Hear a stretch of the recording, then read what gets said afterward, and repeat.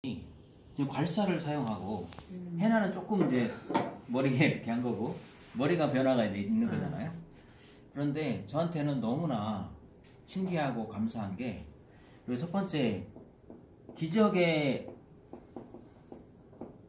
두 사랑이다, 이렇게 저는 테마를 정해서 말씀드리고 싶어요. 지금 괄사를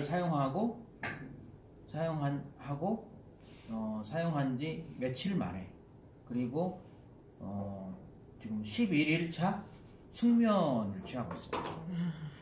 11일차 한마디로 하면 통증이 없다.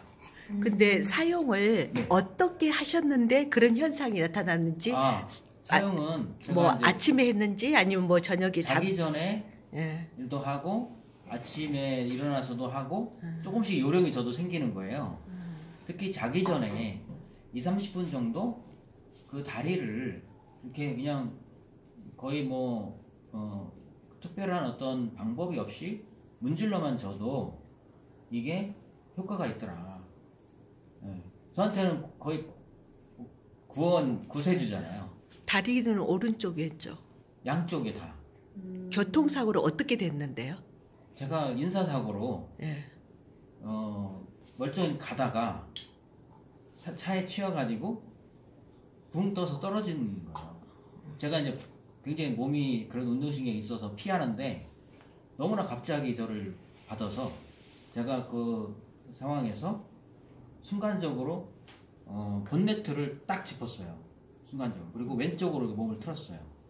그래서 이제 붕 떠가지고 그 순간 정신을 잃게 되더라고요.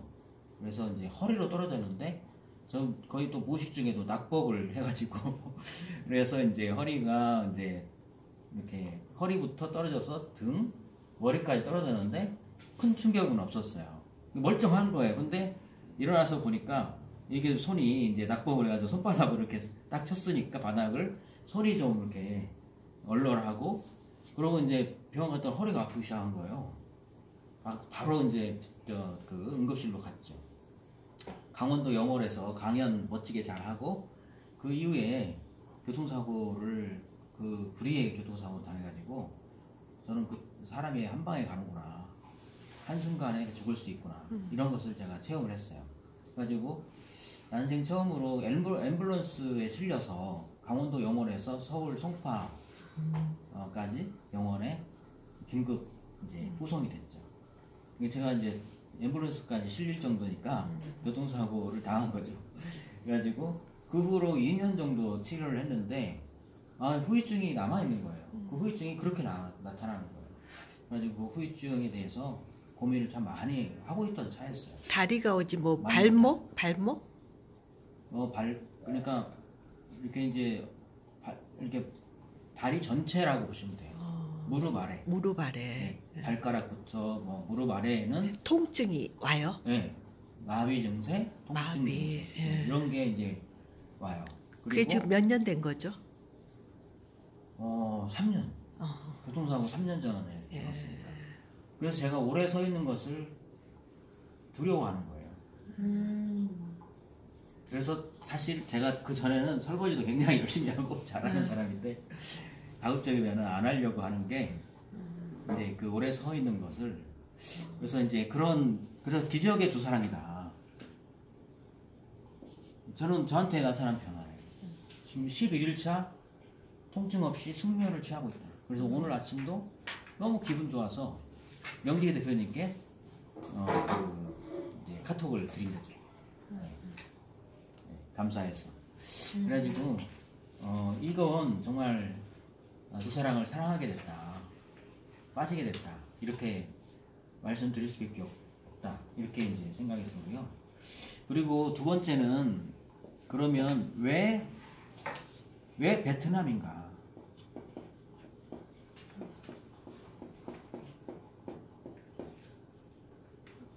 두 사랑이 베트남인가? 왜 두 사랑 베트남인가? 이거에 대해서 잠깐 좀 말씀을 드릴까 합니다.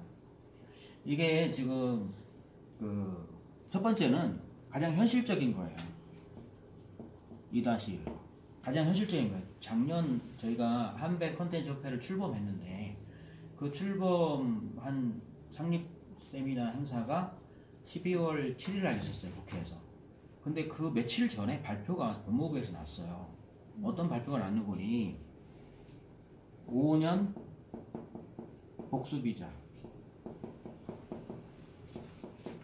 허용해. 지역은 상하이, 호치민, 다낭 이 세 개 지역 도시를 중심으로 해서 누구한테 복수비자를 허용하는 거니? 직업을 가지고 있는 사람. 직업을 가지고 있는 베트남인이 한국을 올 때 무비자가 되는 거예요. 그리고 이것은 6개월 만인가? 뭐 이렇게 이렇게 점검하고 그리고 5년간 복수비자를 허용하는데 사실상 무비자. 여기에서 주목해야 되는 건 이거예요. 자, 베트남인들이 지금 두 번째는 이 베트남인들이 코리아를 어떻게 생각하는가. 우리가 전쟁을 한번 했잖아요. 그런데 전쟁에 대한 상흔이 거의 없어요. 왜 그런지 아세요? 베트남 사람들은 그 월남전에서 자기네들이 승리한 전쟁이라고 생각해요. 네. 그래서 코리아를 볼 때 이들 나한테 마음속으로 졌잖아 이렇게 생각하는 거. 그래서 별로 상처가 없어요. 네. 그래서 코리아에 대한 생각은 그렇게 기본적으로 어떤 악감정이나 우리나라처럼 남북 전쟁 막 그 상흔이 있어가지고 막 지금까지도 이어지잖아요. 뭐 그런 부분이 이제 회복될 수 없을 정도로 그 강한 어떤 그런 상흔이 있어요. 그것이 이념적인 갈등으로 이어지고 그래서 남북 간에 지금 치열하게 거의 전쟁처럼 지금도 이렇게 되고 있는 건데 이게 이제 베트남에서 코리아가 프리미엄이 있어요. 프리미엄. 이 프리미엄은 한류라고 하는 부분이 가장 크게 기여를 한 거예요. 지난 20년 동안 아주 세차게 거세게 불었어요. 이게 베트남 사람들 입장에서 보면은 우리한테 진 나라, 전쟁에서 진 나라인데 베트남, 코리아가 그리고 한때는 우리하고 거의 비슷하게 못 살거나 뭐 우리보다 못 살았던 것 같은데 경제 성장을 한 거예요. 그리고 한국인들이 보니까 예쁜 거예요. 예뻐. 그리고 자기네들이 생각할 때 너무 뽀얀 거예요. 이런 게 부러움의 대상이 된 거예요. 그것이 한류 컨텐츠, 드라마를 날마다 봐요. 한류 드라마에 푹 빠져 있어요. 왜냐하면 베트남 국가는 방송이랄지 이런 인프라가 아직 정확하게 정비가 안 돼 있어요. 우리나라 지상파처럼 우리나라는 지금 지상파 또는 케이블 또는 뭐 IPTV 또는 이런 어떤 방송 시스템이 나름대로는 이렇게 인프라가 잘 돼 있잖아요. 너무 잘 돼 있어서 탈인데 베트남은 그게 거의 안 돼 있어요. 그러다 보니까 그냥 콘텐츠를 제작하는 어떤 인프라도 많이 취약해요. 그러다 보니까 그냥 수입해서 그냥 가져다가 얻어서 방영을 해줘요. 거기에 호의적으로 한류 드라마를 거의 무료로 보급을 해준 게 20년 전이에요. 그래가지고 거기에 플러스 광고를 붙였어요. 광고. 이 광고가 화장품 광고였어요. 그래가지고 김남주 아시죠? 네. 김남주가 바로 베트남에서 떤 광고 모델, 우리 탤런트죠. 그래서 그 광고가 어떤 광고였니? 화장품 광고. 그래서 지금 그 화장품 광고는 어떤 광고니? 이니스프리 유명한 글로벌 아모레퍼시픽 지금 글로벌 기업으로 성장한 용산 사업까지 멋지게 지은 이게 이제 여기서 출발한 거예요. 사실상 글로벌 기업 성장. 그래서 이런 어떤 프리미엄이 있고요. 코리아에 대한 이런 게 있으니까 이것이 결혼선으로 이어져요. 그리고 베트남 여성들이 한국에 와서 가정을 이룬 그 인구수가 16만에서 17만 정도. 지역에 전라남도 이런 쪽으로 몰려 있어요. 그리고 서울도 경기 인근에 다 몰려 있어요. 그리고 또 거기에는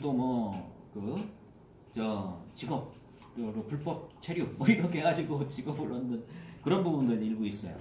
그런데 중요한 건 결혼이라고는 이 부분으로 베트남 여성들이 한국 남성을 굉장히 선호한다는 거예요. 굉장히 선호하고, 그래서 이런 부분들이 이 기본적인 바탕에 깔려 있어요. 바탕에 깔려 있는데 말씀드린 대로 잡이라고 하는 부분을 저는 생각해요. 이것을 저는 가칭, 두사랑, 콘텐츠, 코디, DCC라는, 이게 이제 이렇게 영문으로, 그래서 이제 가칭인데, 이런 부분으로 해서 좀 더 이렇게 브랜드를 좀 더 가치를 높이고 뭔가 있어 보이고, 그리고 또 라이센싱을 했을 때 잡이라고 하는 부분이 요즘 트렌드에 맞고, 그리고 실질적으로 이 부분을 지속적으로 교육을 시켜서 부가 사업을 창출할 수 있도록 하는, 두사랑에서 실질적으로 이 DCC는 어떤 일을 하냐, 이게 이제 DCC는 잡이 되는 거예요. 라이센싱을 부과해줘요. 그래서 잡 크리에이션이 돼요. 그래서 이게 복수비자를 발급할 때 그 신청서에 떡하니 한 줄이 딱 굵은 글씨로 써 있는 거예요. 네. 잡, 두사랑, 콘텐츠 코디. 왜 한국 가는데? 초청 받아서 갑니다. 직업. 그래서 직업란에 이게 이제 되는 거죠.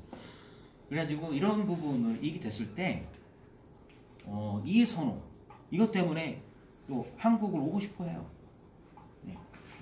그래서 유학이랄지 이런 쪽으로도 많이 오고요. 한국을 오고 싶어 합니다.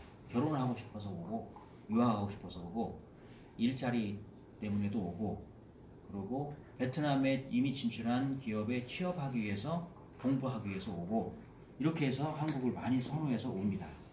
그런데 거기에 플러스 이런 두사랑이 이 부분을 베트남에서 먼저 이렇게 진행을 했다.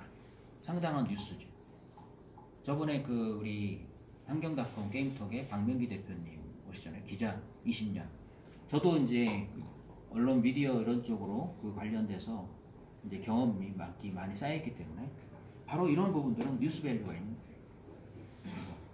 그래서 이런 부분을 저희 이제 한배 컨텐츠 협회가 같이 이제 협업해서 같이 이제 이런 부분을 이제 공신력 있게 운영하고 같이 이렇게 그래서 발급을 해주고 이런 부분들이 이제 중요하다고 생각이 들고요. 그래서 이런 잡 크리에이션이 먼저 돼야 한다. 잡 크리에이션. 그러면 이 부분하고 맞아서 이게 굉장히 좋다. 그래서 베트남에서 그러면 이 베트남에서 실질적으로 이 잡 크리에이션 두사랑 콘텐츠 코디랑 DCC 양성 프로그램이 운영되는 거예요. 그래가지고 두사랑 콘텐츠 코디에서 실질적으로 베트남 사람들이 일정한 여기에서 우리 두사랑 클래스 여기에서 잡 크리에이션 잡도 얻고 훈련도 받고 또 거기에서 또 돈도 벌고 수익도 얻고 이런 부분들이 같이 이루어지고 더 플러스 한국에 가가지고 대리점이랄지 이런 부분을 할 수 있다 라고 하는 설명회 같은 게 필요합니다. 그 다음에 이거에 대해서 가장 중요한 게 베트남에 진출하려면 자금이 필요해요. 그래서 자금과 관련해서 이게 이제 마지막 제가 말씀드린데 조만간에 저희가 기회의 땅 베트남이라는 저자 강연회를 할 거예요. 그런데 그 저자분이 굉장히 중요한 분이에요. 이 투자 쪽에서. 그래가지고 이분하고 말씀을 나눠봤어요. 그랬더니 정말 이분이 결론적으로 내리고 있는 베트남이 왜 기회의 땅인지라고는 투자의 분야 이런 부분에서 이게 딱 거의 맞아떨어지는 거예요. 그래서 그 부분과 관련해서는 제가 이제 디테일하게 설명하기는 그렇고 아무튼 이런 어떤 지금 구도가 그렇게 이제 이런 부분이고 또 한 말씀만 더 드리면 제가 조만간에 저희 여행 전문가랑 같이 올 거예요. 그래서 여행 상품으로서 두사랑을 보는 거예요. 그래서 베트남 쪽을 위시해서 이제 말하자면 도서랑 콘텐츠 코딩하거나 이런 어떤 부분하고 연계해서 여기서 잡을 얻고 싶어하는 그리고 여기 이것이 대체 뭐냐 이것이 궁금한 그런 쪽에 일종의 잡 여행이죠. 네. 네. 그래서 이제 그런 부분을 저희가 운영할 계획입니다. 그래서 한대 콘텐츠 협회하고 강콘하고 이렇게 해서 진행할 계획이고요. 그런 부분을 먼저 이렇게 지금 생각하고 있다 이런 말씀을 드리고 이 투자 부분이 굉장히 중요하고 제가 지난주에 사실 제가 뭐 말씀을 안 드리고 가만히 있었는데 어떤 모든 게 사업이라는 것은 인풋 대 아웃풋이다. 그리고 코스트 베니핏 관계다. 그러니까 어떤 부분에 정말 큰 좋은 그림을 그릴 수가 있는데 코스트 관계, 지속 가능한 이 부분의 성장성, 그리고 코스트를 어떻게 관리할 건가. 이거 굉장히 중요하다고 생각합니다. 우리가 정말 유명한 공항이랄지 이런 부분의 백화점 이런 쪽에 들어가는 거 너무 좋죠. 그러나 적어도 우리가 그거에 관한 서비스 모델을 잘 갖춰서 이게 수익성이 날 수 있도록 하는 것이 중요하고 그런 부분에 들어가려면 기본적으로는 코스트가 많이 들어가기 때문에 그런 부분을 고려해야 한다. 이렇게 말씀드립니다. 고맙습니다.